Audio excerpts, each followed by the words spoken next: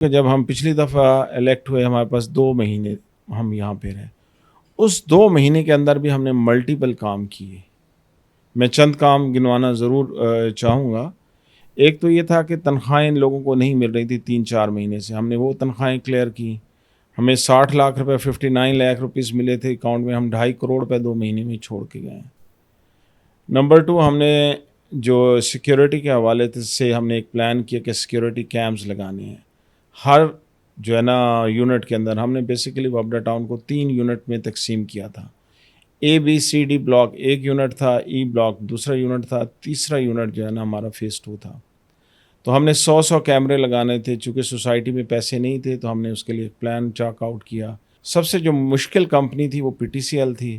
الحمدللہ ان کو بھی ہم نے کنونس کیا اور انہوں نے 55 لاکھ روپے اکاؤنٹ میں ٹرانسفر کرائے ہاؤسنگ سوسائٹی کے اکاؤنٹ کے اندر. سملرلی دوسرا پروجیکٹ تھا ہمارا ہیلتھ کے حوالے سے. اس کے لیے ہم نے چغتائی لیب سے ہم نے کانٹیکٹ کیا.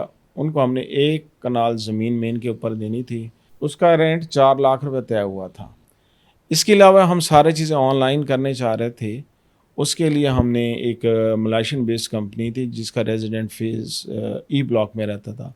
اس سے ہم نے ایگریمنٹ کیا. 5 لاکھ روپے ہم نے اس کو ایڈوانس دیے. اس نے 4 میں سے 3 ماڈیولز بھی بنا کے دے دیے. ایپ بھی بنا کے دے دی کہ ہر بندہ اپنی جو ہے نا پیسے بھی آن لائن پے کر سکتا تھا. اگر کوئی پلمبرنگ کا ایشو ہے, الیکٹرکسٹی کا ایشو ہے تو وہ آپ جس اسے کال کرتے تو ایپ پہ ٹائم آ جاتا کہ جی آپ نے 3 گھنٹے بعد آنا ہے, اس نے 2 گھنٹے بعد آنا ہے.